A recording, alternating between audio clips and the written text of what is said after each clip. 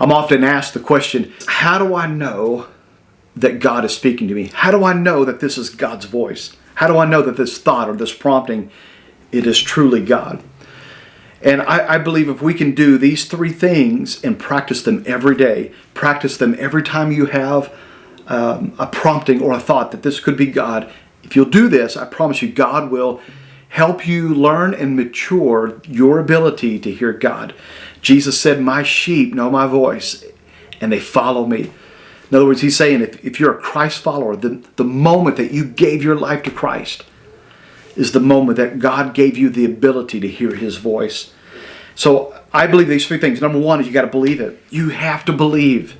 You got to push past the thought of that you're not good enough, that you are not holy enough, that you're not spiritual enough, that you're not perfect enough, and truly believe that not only does God want to speak to you, that truly God is speaking to you. You got to believe that. Number two is you have to acknowledge, man, this could be God. Acknowledge, and that excitement of, man, this may be God. It will stir up faith to believe that God is possibly speaking to me. You got to recognize and acknowledge his voice. There's nothing worse than being ignored. Someone's talking to you and you ignoring them. That's frustrating, and it's frustrating to God.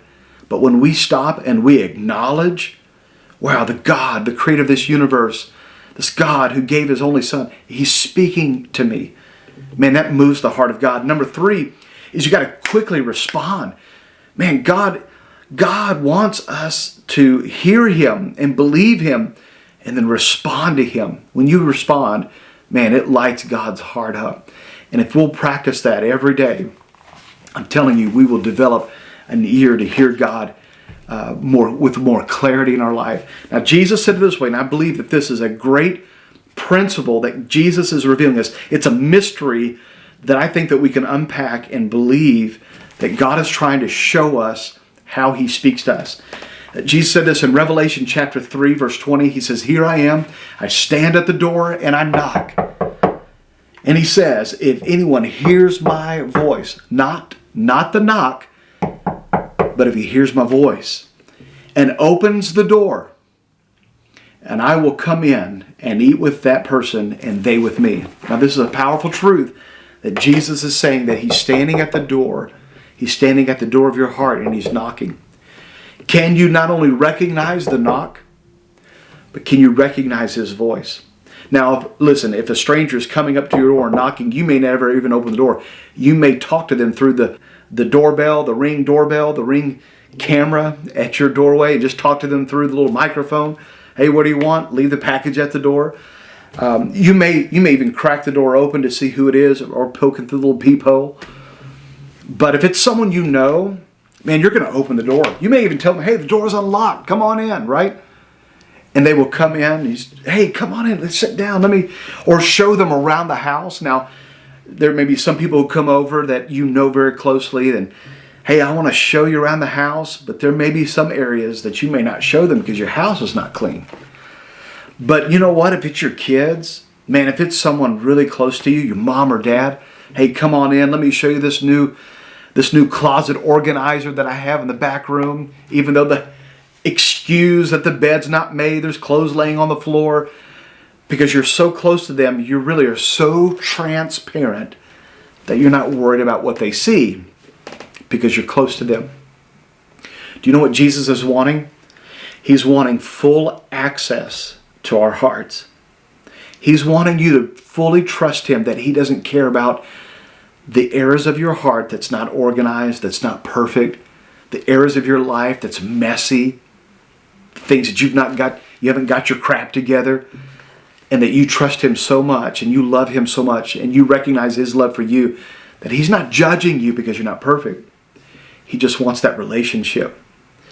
That if anyone will open the door, let him come in, he says, we will have a meal together. I promise you, I'm going to nourish you. I'm going to encourage you. I'm going to leave you better after I have come in and had fellowship with you than the way I found you. That's what Jesus says. But we got to recognize the voice, His voice in our life, the voices that shape us. So I want to encourage you, listen, let Jesus in. Recognize His knock. Recognize His voice. And Salmon is the painter that painted the famous portrait of Jesus. He also painted the portrait of Jesus standing at the door, knocking at this old-looking door, this old-looking house. Vines are growing. And Jesus is standing at that door knocking, and it was to represent Revelation chapter 3:20. It was an illustration of that verse. And someone actually recognized Mr. Salmon, the painter, came up to him and says, "Hey, I saw your painting, beautiful painting." But he said, "I found a mistake." He says, "Oh, really? What's the mistake?" He says, "Yeah." He says, "You don't have a doorknob on the door. There's no doorknob." And he says, "That's not a mistake." He says, "The doorknob is not on the outside. The doorknob is on the inside." And he says, Revelation chapter 3:20 is Jesus is not going to open the door himself. He's a gentleman. He wants to be invited in. He's not going to force his way into your life. Can I just tell you, listen, the doorknob is on our side of our hearts. And if we will open the door, when you hear God's prompting, and you are quick to believe, quick to respond, quick to acknowledge, and quick to respond, say, "Come on in." And there's no room, there's no area of my life, no area of my heart that you are restricted. You have every area. You can talk to me about anything you want to talk about.